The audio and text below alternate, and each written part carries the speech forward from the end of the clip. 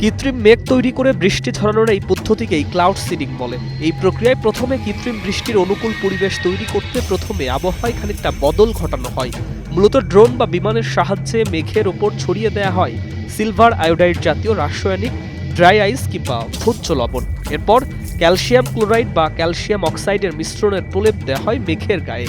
এতে শুকনো মেঘের আর্দ্রতা বেড়ে যায়, মেঘ আয়তনে এবং ওজনেও ভারী হয়। পরে তা বৃষ্টিময় মেঘে পরিণত হয় এবং কিছুক্ষণ পরে বৃষ্টি হয়ে ঝরে পড়ে। কখনো কখনো আবার মেঘের পানি কম উষ্ণতায় জমে গিয়ে স্ফটিকের মতো বরফ কণায় পরিণত হয়। তখনও একইভাবে বিমান থেকে রাসায়নিক ছিটিয়ে মেঘের মধ্যে জমে থাকা পানি বা বরফ কণার অতি শীতল অবস্থা নষ্ট করে দেওয়া হয়। বরফ পরিণত হয় জলকণায়। তাতে মেঘের জল ধারণ ক্ষমতা কমে এবং মাধ্যাকর্ষণের প্রভাবে মাটিতে ঝরে পড়ে বৃষ্টির ফোঁটা হয়ে।